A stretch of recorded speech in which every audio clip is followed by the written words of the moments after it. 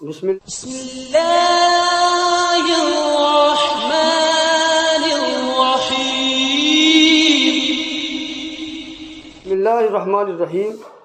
محترم حضرات، آج پھر میں آپ کے سامنے نماز کے بہت ہی اہم مسائل لے کر حاضر ہوا ہوں۔ پہلا مسئلہ یہ ہے کہ اگر کوئی آدمی نماز میں رکوع و سجدے میں جاتے ہوئے اپنے کپڑوں کو بار بار مٹی سے گندا ہونے سے بچانے کے لیے سمیٹتا ہے تو اس سے نماز پر کوئی فرق پڑے گا یا نماز میں کوئی فرق نہیں پڑے گا؟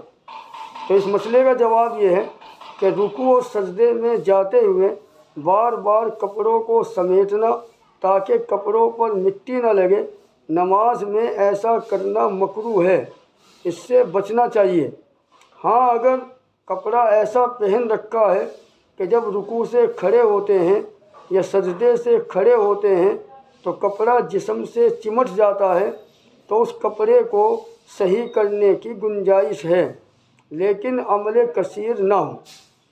دوسرا مسئلہ یہ ہے کہ اگر کوئی آدمی نماز میں بار بار داڑھی میں ہاتھ ڈالتا ہے یا بغیر کسی وجہ کے کھجلاتا ہے تو اس کی نماز ہوگی یا نماز نہیں ہوگی؟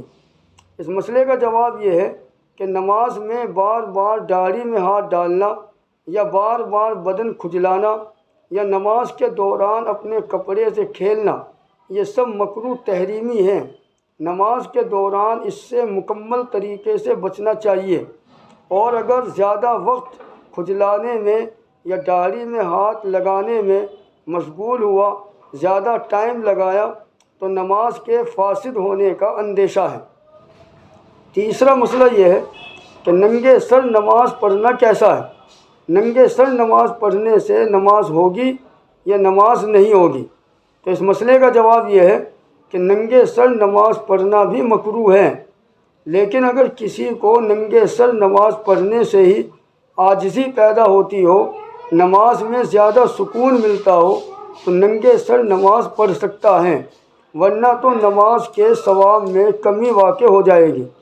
امید ہے کہ یہ سارے مسائل آپ کو صحیح طریقے سے سمجھ میں آئے ہوں گے۔ اللہ سے دعا ہے کہ اللہ تعالیٰ مجھے بھی اور آپ حضرات کو بھی شریعت کے مطابق عمل کرنے کی توفیق عطا فرمائے۔ السلام علیکم ورحمۃ اللہ۔